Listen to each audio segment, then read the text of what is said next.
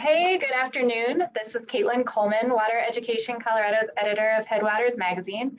I'm here with Greg Peterson, the executive director of the Colorado Ag Water Alliance. And of course, we're also here with our four wonderful speakers who you'll hear from a little later. Thanks for joining us for today's webinar, Ag Infrastructure, Keeping It Going. We're so glad to have you and to be able to gather here and learn from each other and host events like this during these times of social distancing.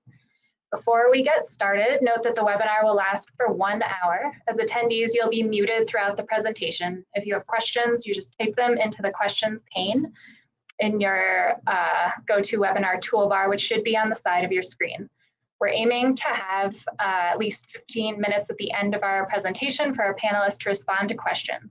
Also note that the webinar is being recorded. I'll aim to get that posted on our website as soon as we're done here this afternoon. For Water Education Colorado, our focus on aging infrastructure right now is tied to our summer issue of Headwaters Magazine. We try to organize a webinar to take each issue off the page and into the world where there's an opportunity to ask our panelists questions and dive deeper into the subject matter. So that's what we're doing today. That issue was focused on infrastructure and aging infrastructure. So if you're just starting to delve into water infrastructure, check out that summer issue of Headwaters. In that issue, we reported that a 2019 Colorado Cattlemen's Association survey polled more than 330 ag producers and found that their second most cited concern was the condition of water delivery infrastructure, second only to water quantity challenges, which makes sense. In Colorado, we see a lot of ditch systems that are 50 to 100 years old. Aging systems can break and breach, they can be inefficient, they may run through shales or soils that load water with salt and selenium. And old infrastructure can be detrimental not just to irrigators and their crops, but also to rivers and the fish and wildlife they support. But it's expensive to maintain, repair, and replace infrastructure. So today we're going to hear from our four panelists joining us from different parts of the state who have successfully completed ag infrastructure repairs and improvements. Their projects have taken different approaches and employed unique funding models that we hope you'll benefit from hearing about. So with that, I'm going to turn it over to Greg to share more about funding and introduce our speakers. Great. So I'm Greg Peterson. I'm with the Colorado Ag Water Alliance. We're an association of 17 different statewide agricultural organizations, and our goal is to support and preserve irrigated agriculture in Colorado. And so infrastructure is an issue that comes up pretty often that we talk about, and we think of, well, just the best way to preserve irrigated ag and in throughout the state is to make sure that those operations are working and profitable. And often that means having good working infrastructure. And it's no secret that throughout most of the state, a lot of our infrastructure is getting a bit old and it needs improvements and it needs a bit of work. And so there's no shortage of projects. And while there is a lot of funding out there, I mean, that in our immediate future, that is definitely a limitation. But for those in the ag community, I mean, we have a lot of other issues that we're dealing with, like time. I mean, and having the time to go through a process of applying for grants or loans, or just even figuring out how a ditch company and their finances to be able to finance projects, or just the knowledge of loan and grant programs or planning, or I mean, staff. I still have yet to meet a farmer or a rancher who has a grant writer on staff. And these are small obstacles that can really get in the way of achieving some really great projects that are out there. And I'm really happy today. We've got a great group with us talking about work that they've been involved with, and a couple different ways they've approached doing some pretty big projects in their areas. And so we've got a diversity of approaches that have used different types of funding. And in terms of funding, we put together this grant guide earlier this year with the Ditch and Reservoir Company Alliance, DARCA. And we wanted to just put together a guide for producers that laid out, here's all the different sources of whether it's state, federal, grants, loans, nonprofits that are out there that can be leveraged to use for an irrigation infrastructure project. And so if you're interested in seeing that, let's see if I can just pull this up real quickly. I think we're good right there. And so this is, oh, that's not what I'm looking at. This is just our website, www.coagwater.org. And you can just scroll down and you'll have Colorado Water Funding Guide right there. And there you can download a copy of this guide that we've put together. And in it, you've just got all these different sources that we have throughout the state of whether it's regional, local, statewide funding sources. So that's just right now on www.coagwater.org. So I don't want to take up any more time. Let me see if I can stop showing screen. All right, I think we're good there. Well, let's get started. So if we're all ready, our first speaker right here is going to be, I'm really excited to introduce Paul Kehmeier. Paul Kehmeier, right now works with the Colorado Department of Agriculture and their Salinity coordinator, but also runs a hay operation over on the western slope.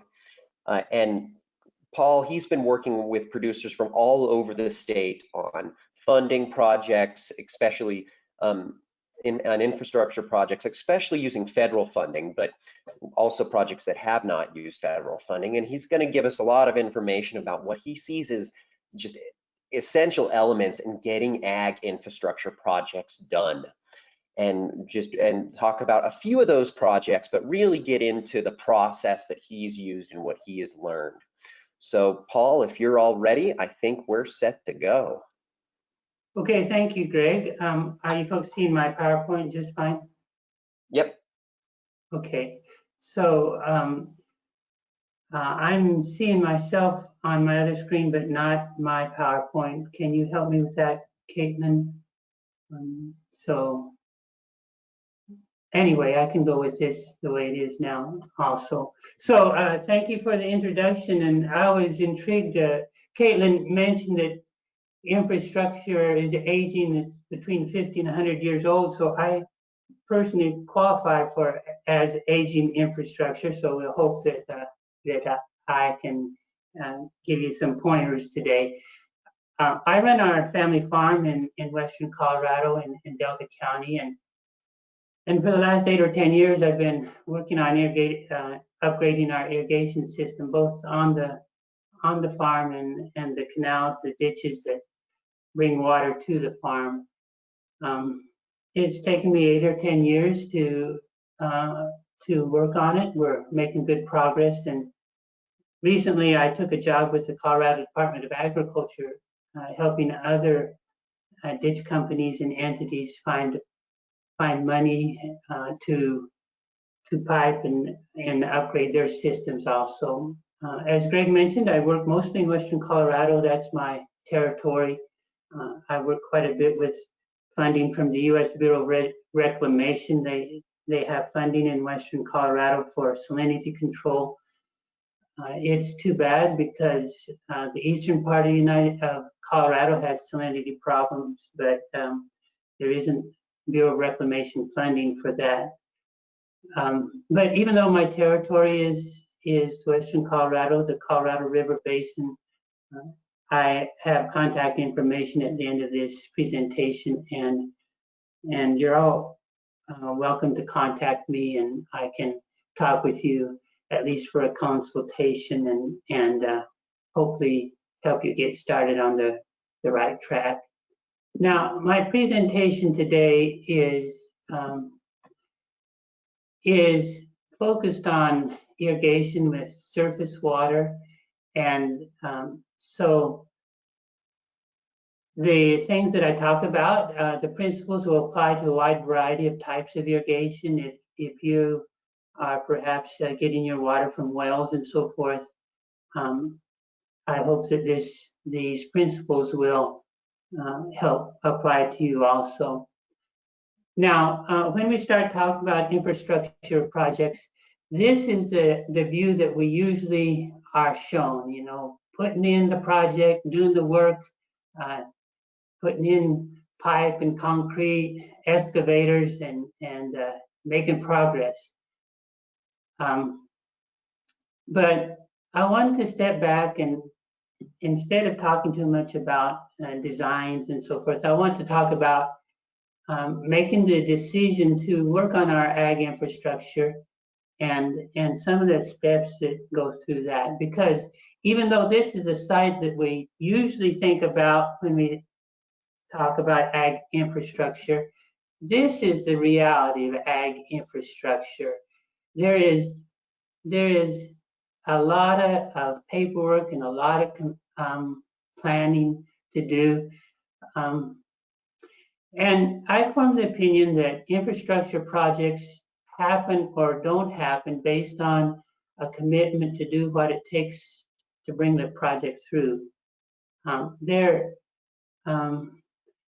I find that the planning and getting the money rounded up and the design typically takes far longer than the actual installation.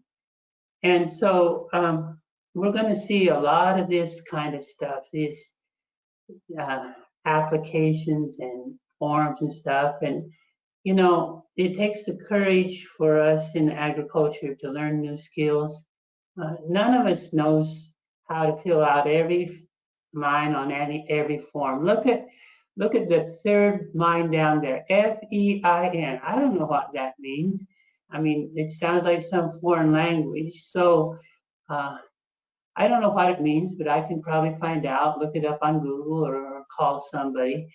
And so, you know what they say about paperwork. It says, we say the journey of 1,000 pages of paperwork begins with the first box. So we just got to put our head down and go line by line and box by box. And I'm confident that everyone on this call today can learn how to do the paperwork, and you know, it's learning new skills.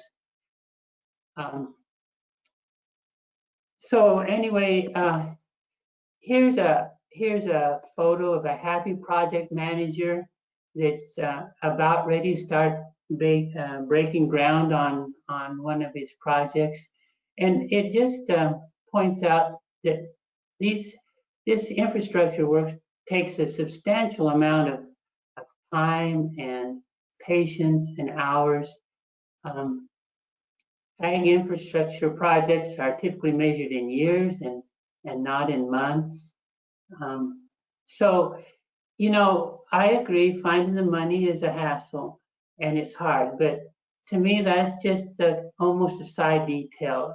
If you'll supply the persistence and the courage, the project will probably happen. I've seen quite a bit of projects around here in Western Colorado and projects that need to be done, and a big determinant of whether a project gets done or not is the person or the people leading it, if they have the drive to just keep on working on it.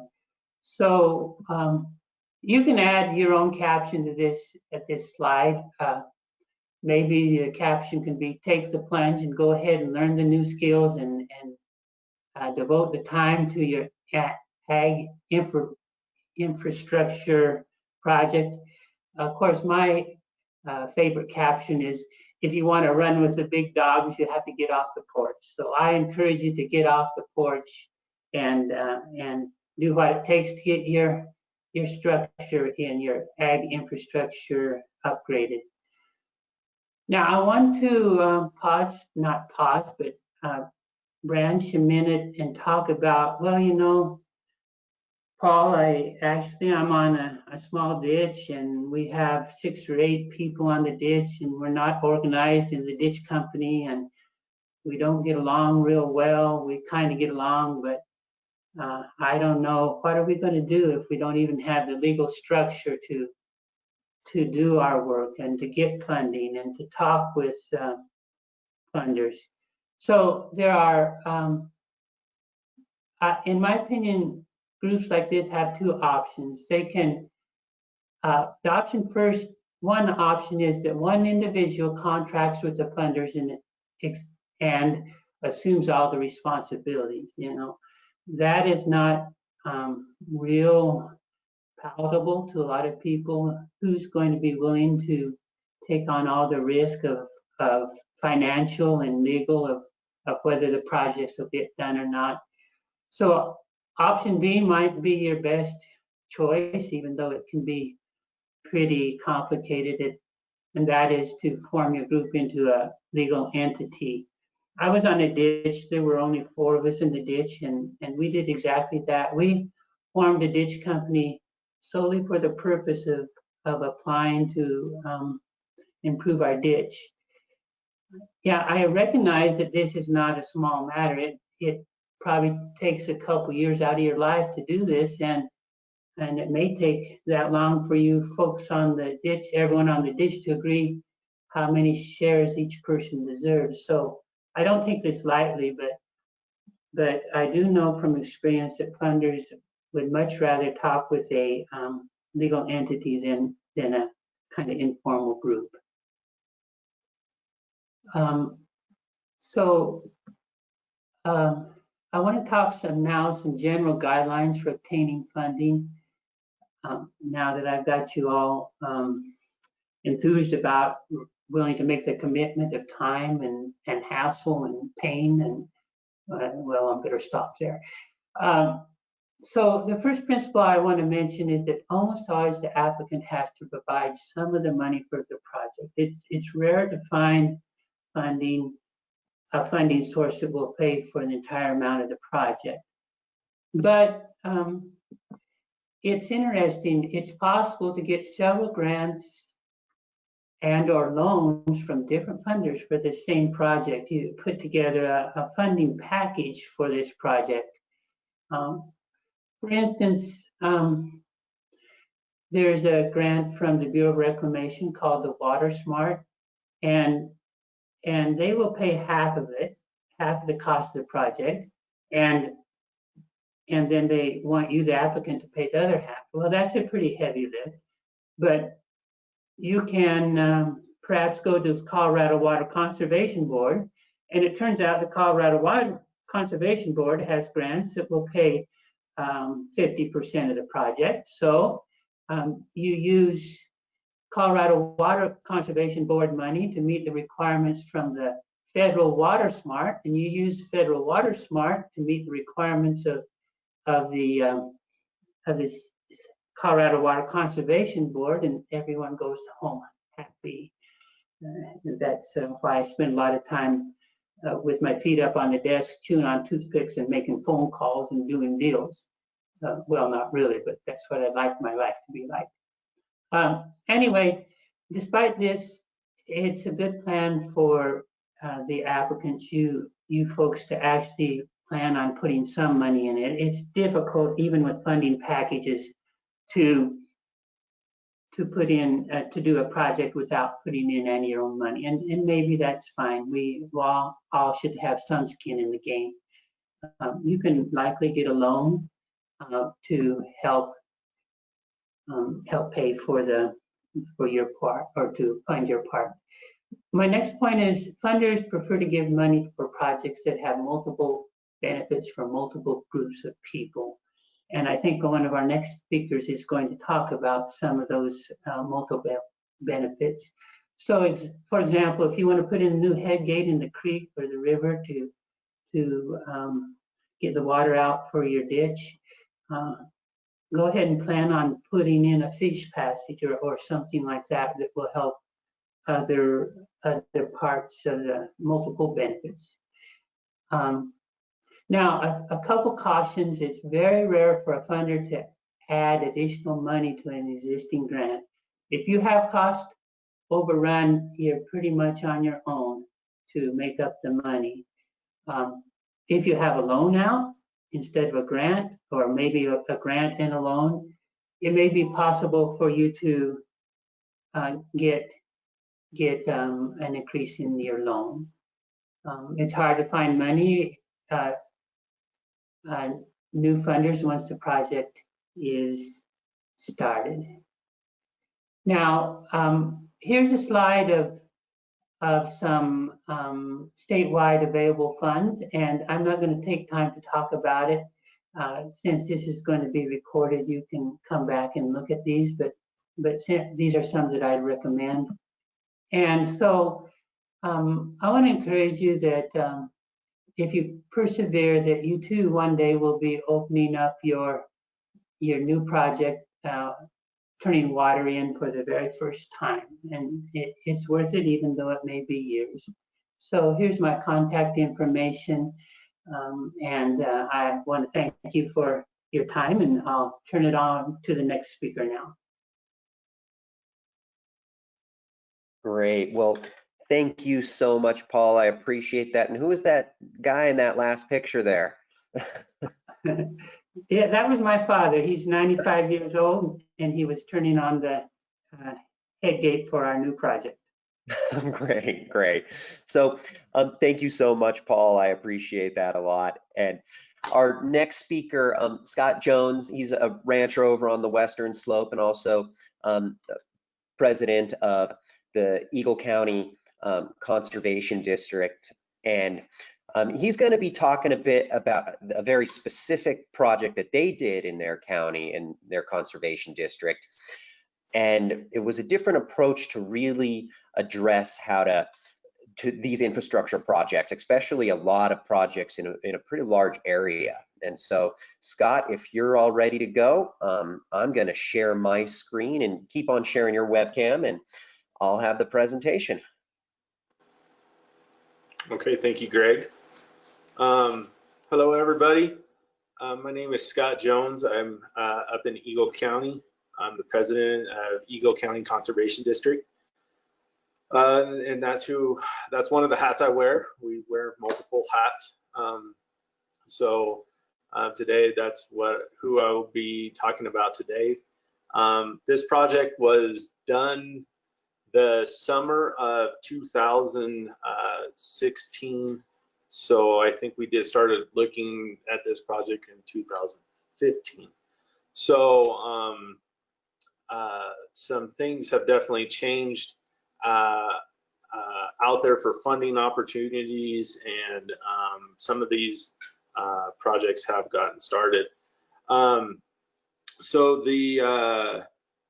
What I'm here to talk about today is our Eagle County decided to do a ditch inventory project. Could you go to the next slide, Greg, please? Yes. This is our mission statement of this project. We went to the roundtable to partner for funding with this, and we also went with our engineering partner, who did a lot of the work, was SGM. So it was a really great opportunity that we felt for our community to help the ditch owners, water users, land users, to give them an opportunity to get their ditches inventory, so they had a baseline. So next slide, Paul, or sorry, Greg.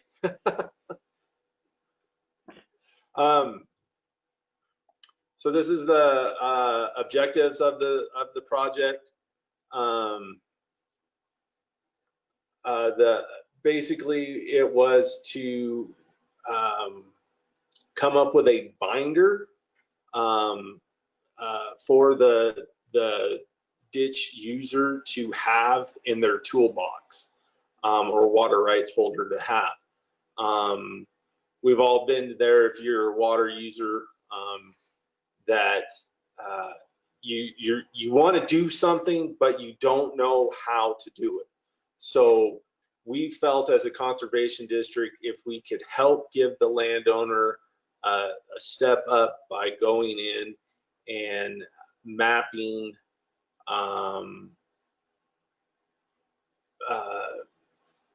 taking inventory, taking notes of a ditch system, then it would give a baseline for the ditch users to go off of.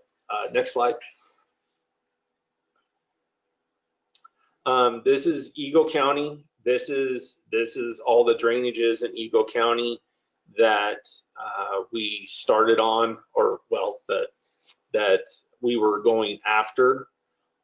This was a voluntary program only.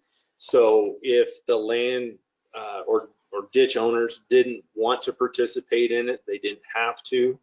A lot of people ask us, how did you guys get permission to do this many ditches? And it was a lot of sitting at the coffee table and talking to those guys and explaining this project that we were doing. Next slide.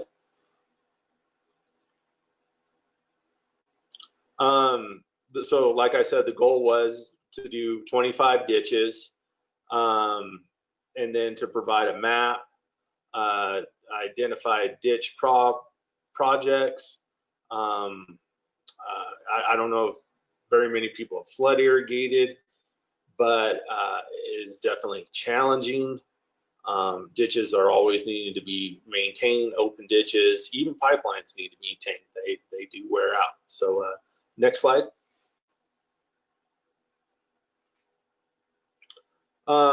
Like I said earlier, the methods that were used was GPS. We actually had an intern that we gave a GPS unit for, and they walked the ditches to get all the mapping.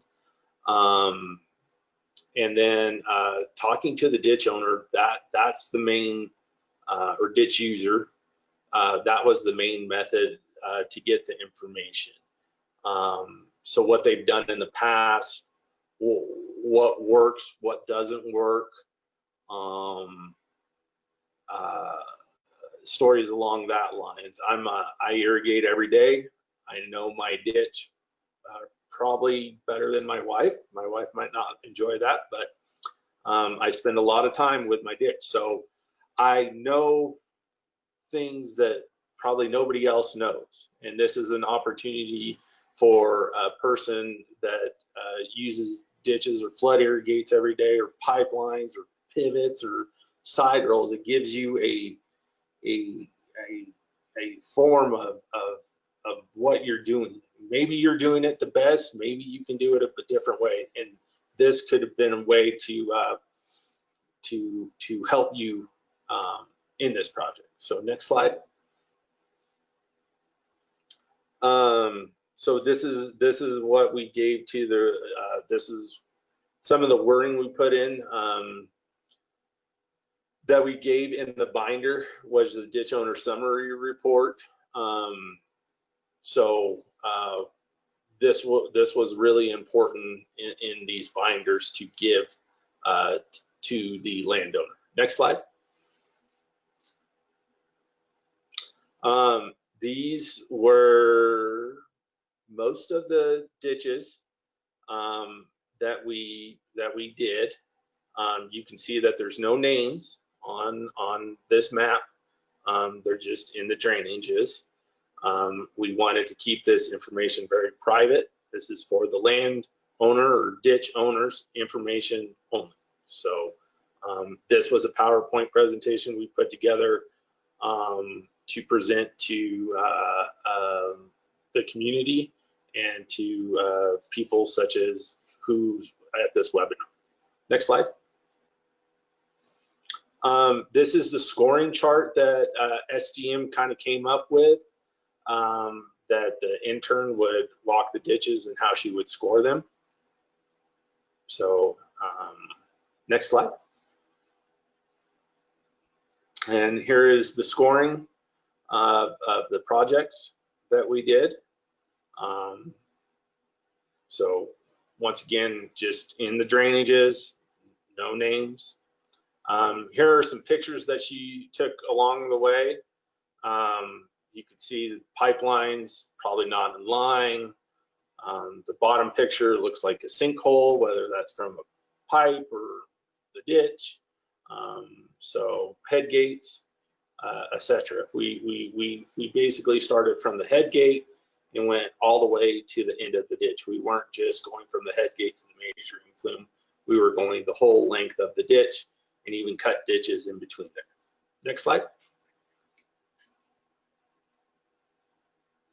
Once again, some more pictures of some erosion. Looks like a push-up dam, you know, in the creek. So next slide.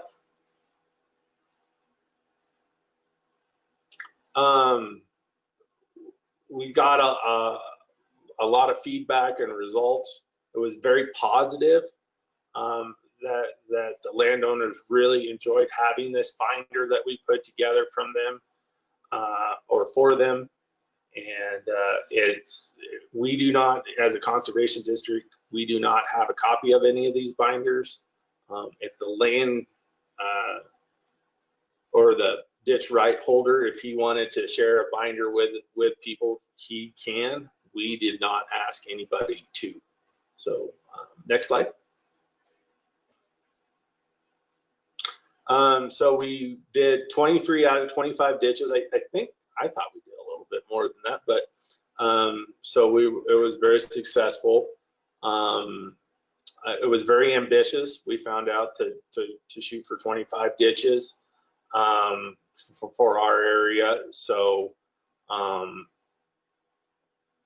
and just a side note on this, when you take on this project, if you're a conservation district or people in your community want to take on this project, it's very sensitive, and so it took a lot of talking to people to get this project going, so they felt comfortable with that they were the only ones that were going to have this information. So next question, or next slide, sorry. So these are our partners that we had, Town of Eagle, Town of Gypsum. In the binder on the, can you go ahead and go to the next slide, Greg?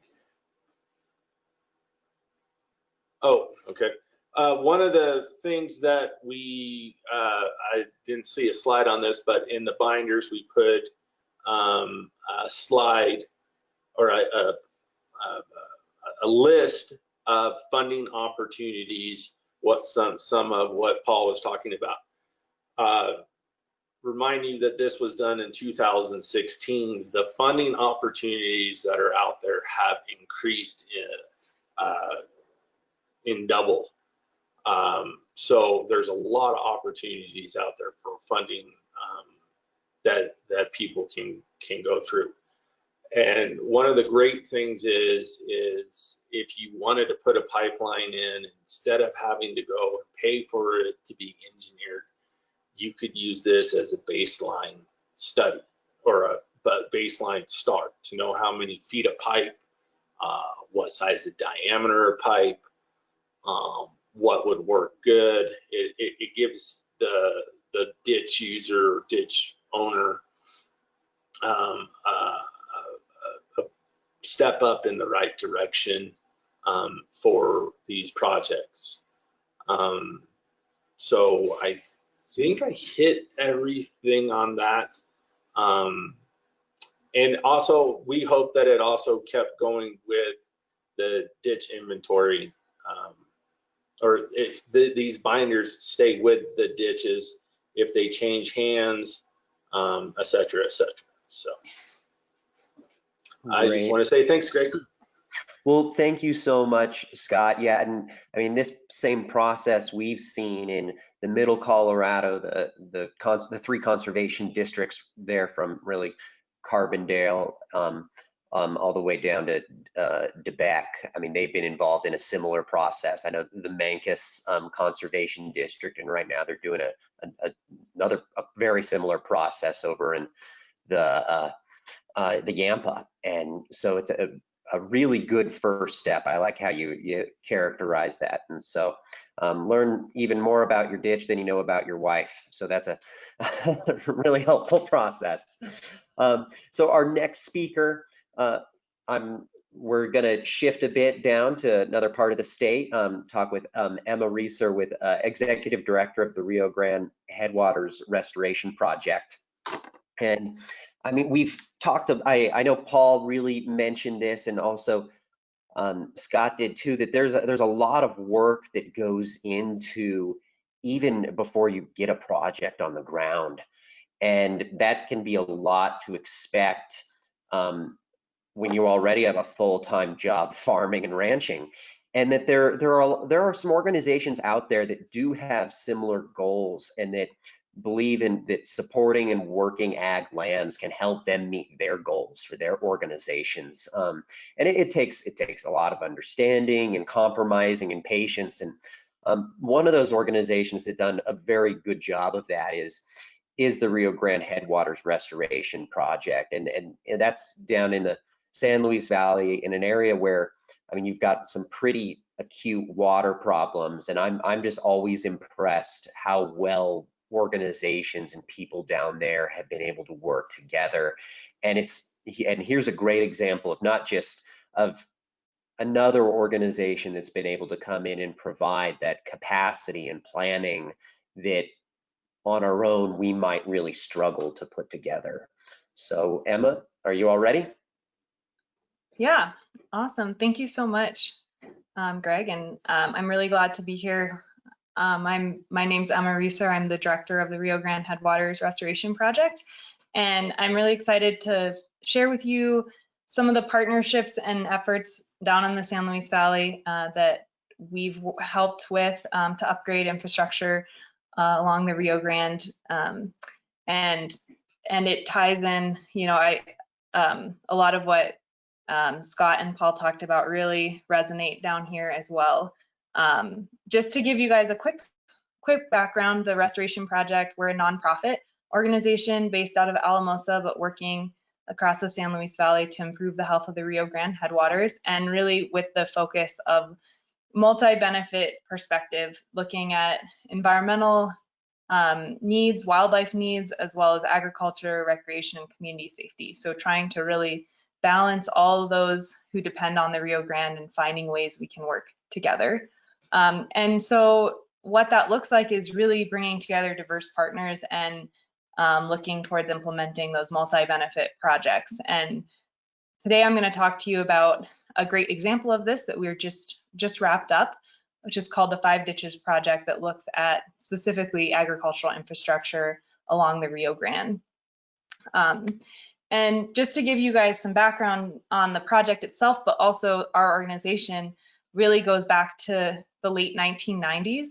And when water users along the Rio Grande recognized that the river wasn't functioning as it had historically, and came together to complete a study on the Rio Grande from South Fork to just below Alamosa. And this was led by the San Luis Valley Water Conservancy District, with all water users along the Rio Grande and other organizations coming together to really try to understand the condition of the Rio Grande and where there were challenges and prioritize efforts for improvement. So this included looking at agricultural irrigation infrastructure and an inventory of that along the Rio Grande, looking at areas where there was increased channel instability and bank erosion. That was a huge concern and a challenge that was highlighted in the study.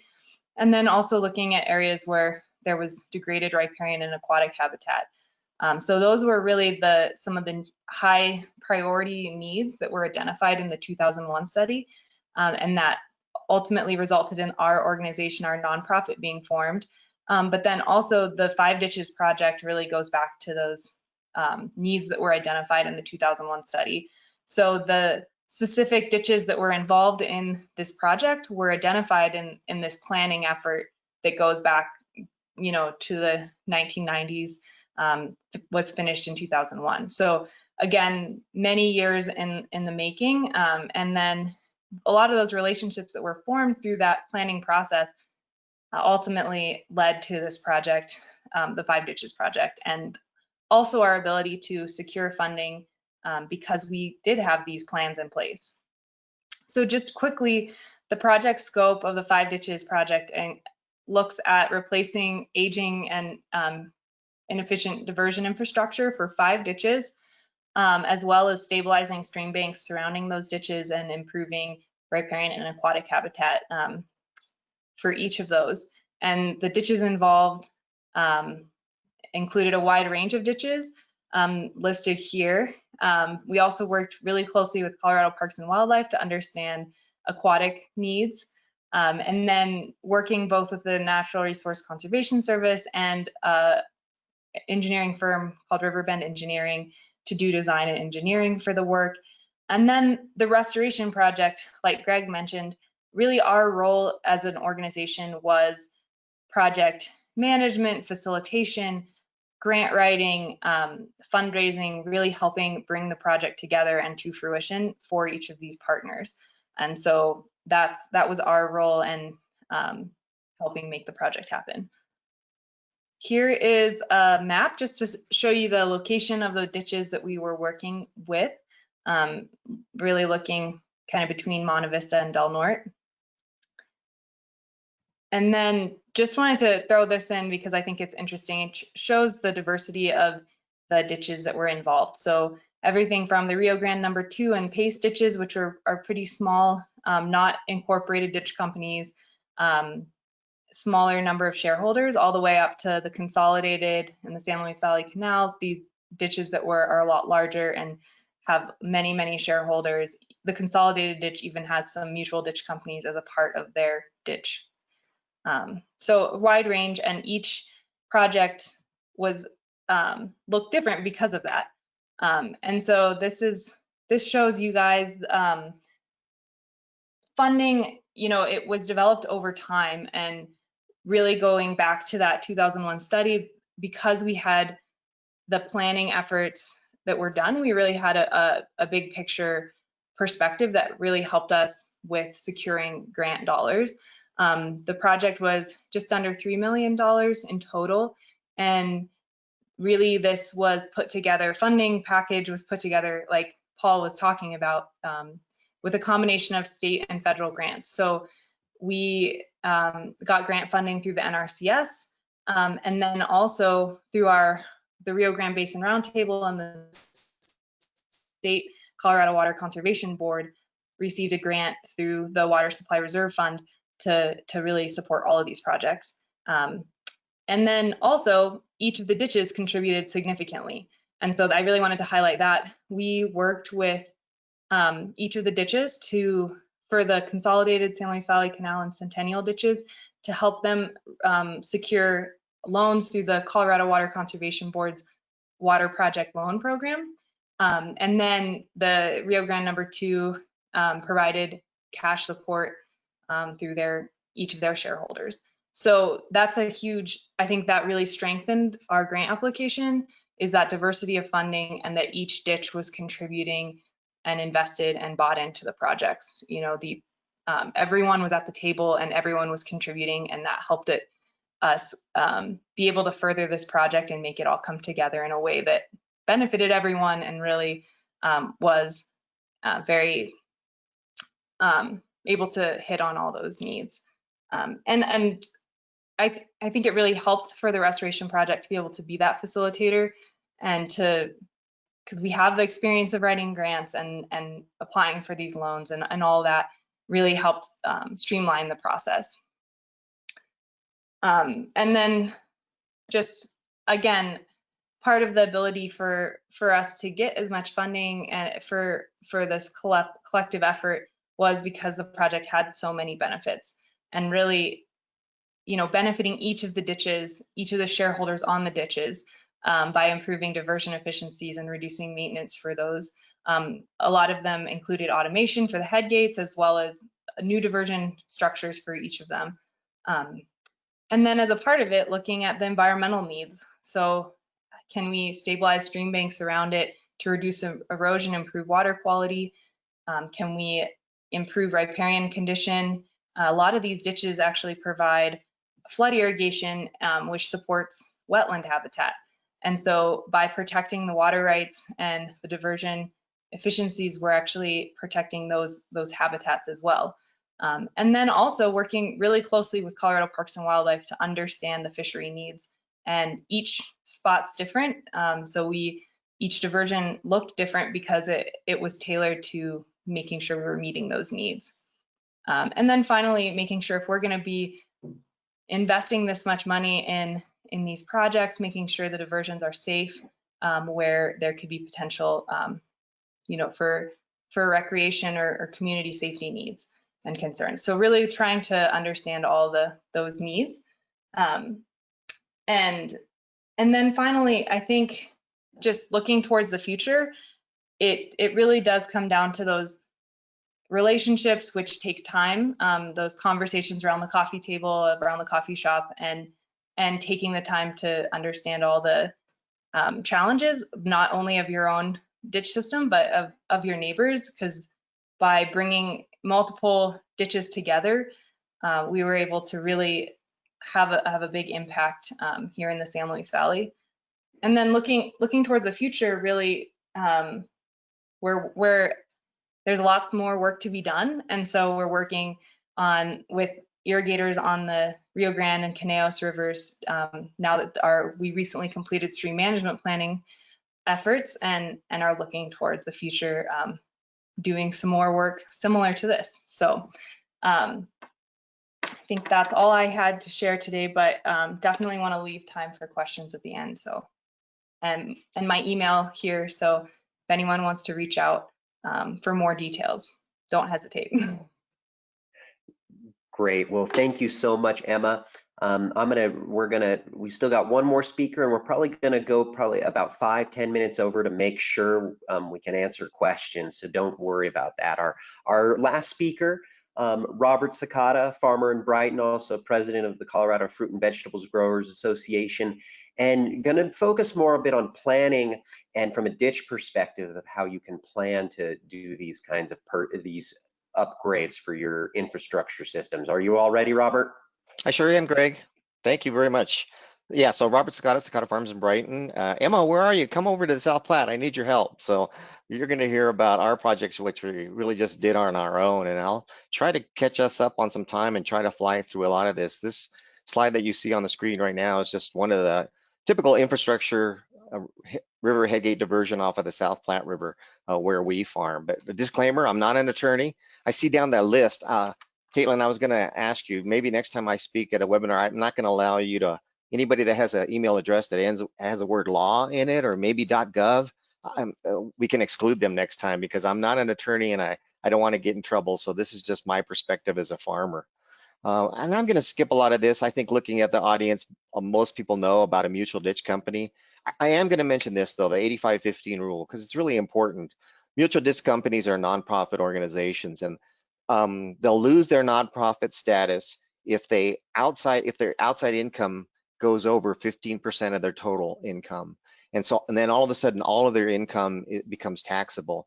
Several mutual ditch companies along the South Platte have run into this. You know, we've tried to keep our assessments low, and so we look for outside income, for example, carriage agreements.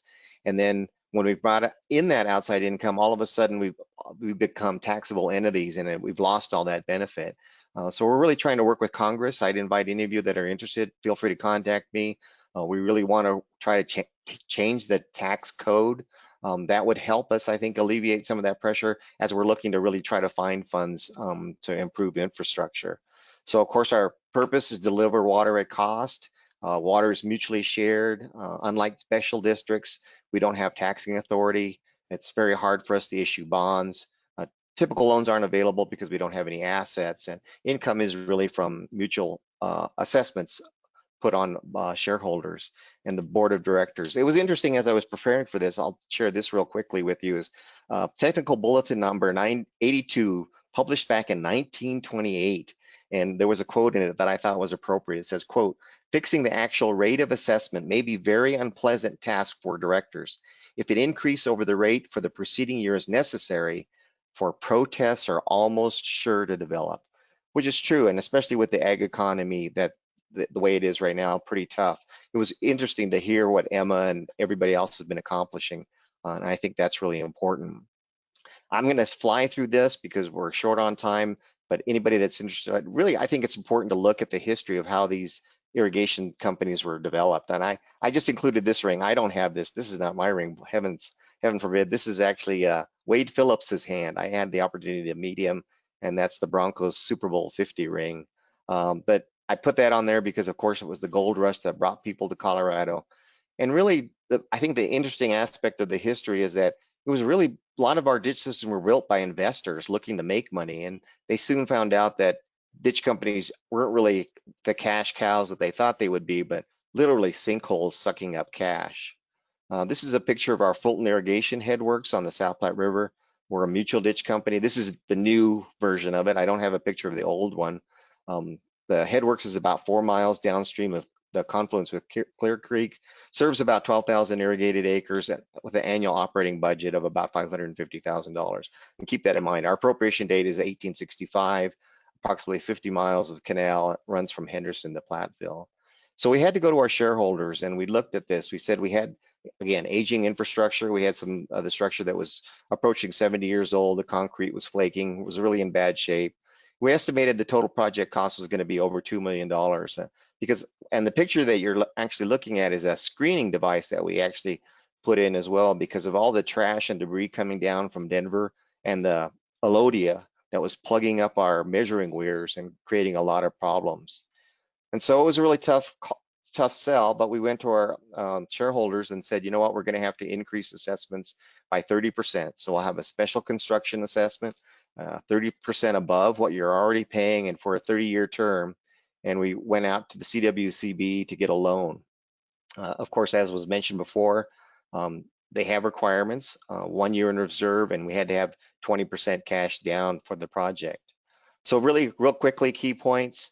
You know, plan for the future. As other people have said, I think it's so important that ditch companies not only look for annual maintenance or repair costs, but also really plan down the road. Know what your replacement cost might be and start banking cash for that. And really, you know, also too, because we have such an unpredictable future. And I would totally agree and excited by the work that Emma's doing and why I have this picture here. And this picture was pre-COVID, I want you to know. So this was, that's why we don't have any masks on. But look for partners. I think, you know, the Fulton Ditch, we have some great municipal partners, which are really great to have. And really thank you to the CWCB for their loan program. I went to their website just recently, and you know they have ag water project loan rates that are very reasonable. And I think the way, of course, the budget is going now, the state budget, the water supply reserve account funds could be very minimal the next couple of years. I think we're going to have to really look at using these loan programs to really fund a lot of our projects. So thank you very much, Greg. I really appreciate being able to participate.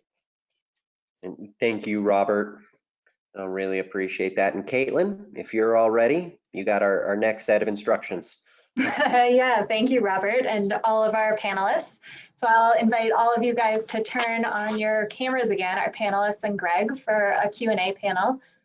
So if you're in the audience and you happen to join us a little late and you want to pose a question, you can use the questions section of your GoToWebinar dashboard, which should just be on the side of your screen. You can type your question in there, and then I'll read them aloud for our panelists to respond.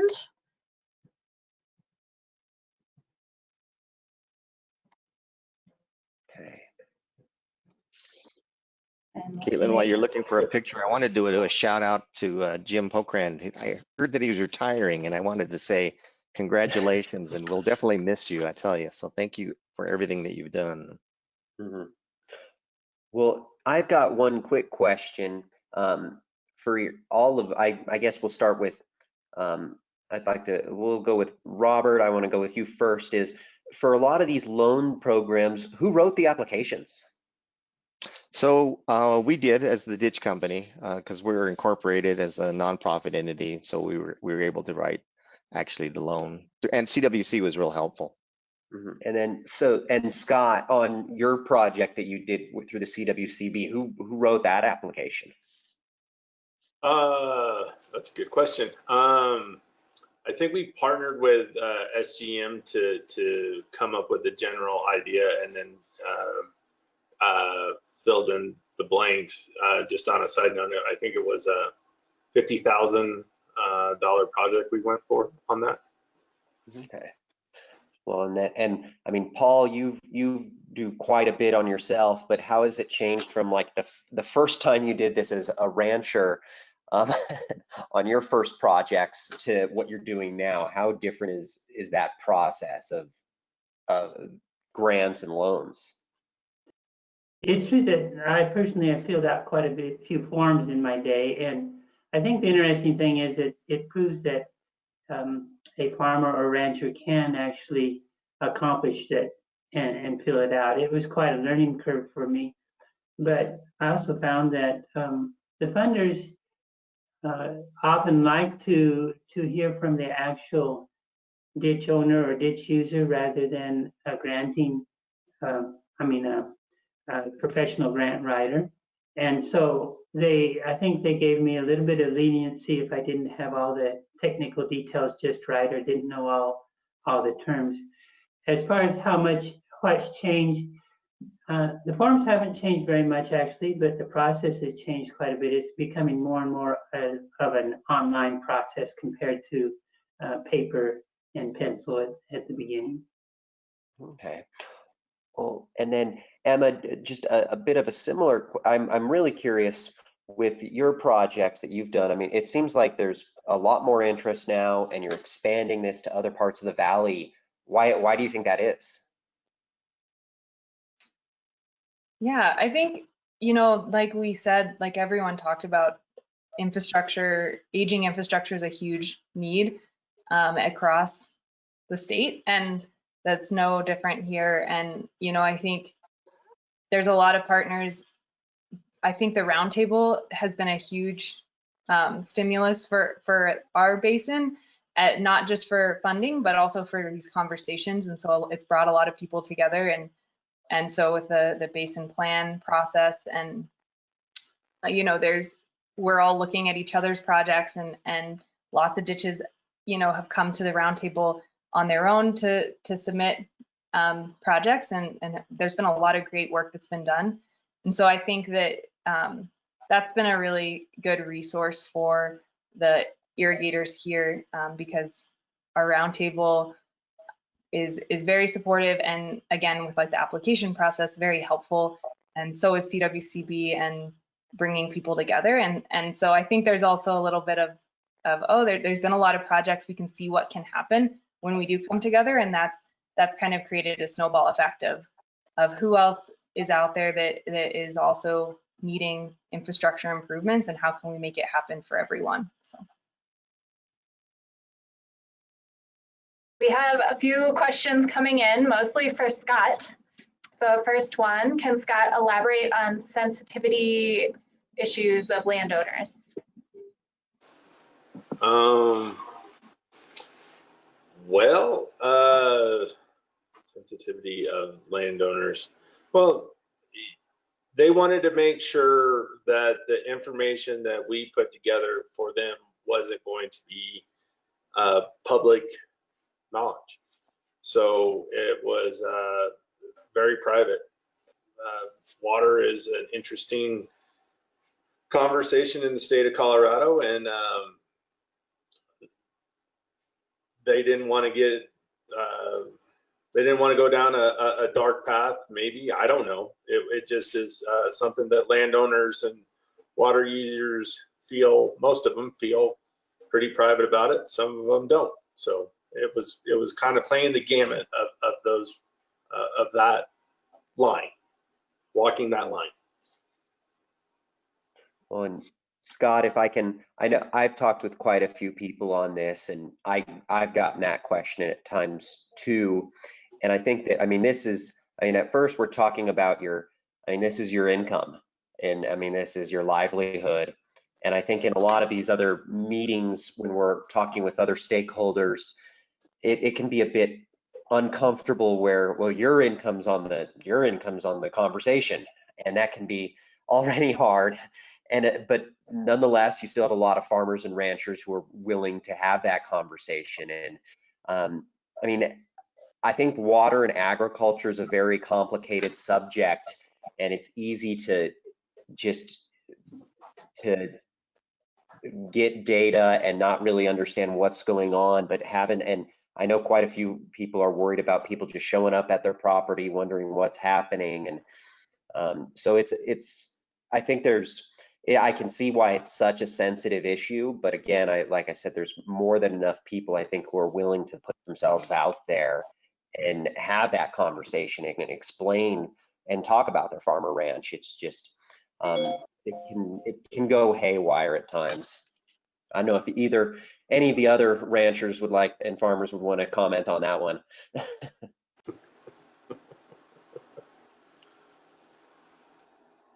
Another question for Scott. Did you include ditch laterals in your inventory? Ditch laterals? I'm not sure what that means. What do you mean by lateral? I don't know. That was a question from Okay. Ian Wilson. So Ian, if you're still on the line and you want to clarify, let us know. I mean, we just to clarify, from what I can tell you, is we basically did from the head gate all the way to the end of the property, and then cut ditches. That was kind of more up to the landowner, I guess. We didn't really, this was all about the landowner. So whatever they wanted, we would do. If they didn't want us to do something, we didn't do it. I imagine what he means by laterals is what you refer to as cut ditches, where especially on the Eastern Plains, I mean, they've got, I mean, your cut ditches. Could you just briefly, what does a cut ditch look like, Scott? It's not So a cut ditch is a ditch that flows off of your main ditch, where your main ditch is, who knows, 5 feet deep, or 6 feet or deeper. And then you have a spot where it goes into a smaller ditch, so then you can control the water without putting on scuba gear. So it's a smaller ditch next to your bigger ditch. and you're literally cutting into it with equipment. I mean, yes. I mean, with your shovel every day. Yep. I think what's interesting is I think when you go across the Continental Divide, there's a big change in some of the infrastructure, where you're using a shovel to divert that water out of that ditch, where that you might not see that on quite a few of the bigger ditches on the Eastern Plains. Then we have another question for Scott. What were the greatest sources of ditch decrees? Water court records, county archives, or something else? Does that make sense? We didn't really go down that road. That's the ditch owner knows that. That is public record, so we didn't really put anything. I think we maybe put a little what their decree was in that, but we didn't really elaborate on that. We just put that more in there in case they wanted to go to pipe and say their right was, or they could possibly take 14 CFS plus or whatever. Well, you kind of need to know that information before you put in what size of pipe you need to put in. So you don't want to put in 6-inch pipe when you should have put in 14-inch pipe. So I think we hit on that a little bit, but that was more the land use, the water rights owner knew that information. Great. We also have a comment for Robert from Jim Pokrant saying thank you for the shout out. Greg, do you have any other questions for our panelists? Does anyone else want to say any concluding thoughts? I would like to agree with Robert that it's a good idea for the ditch company to get its tax house in order before starting to run hundreds of thousands or millions of dollars through their books that normally maybe run 20,000 on the small ditches over here. But I also want to encourage you, over here there have been literally millions of dollars run of grants run through ditch company books, and no ditch company presidents have gone to jail or being run out of town for huge tax liabilities. So it is possible, but As for me, I wouldn't go into one of these without having gotten make sure I understand the tax implications and got my nonprofit status in order and tax exempt status and so forth.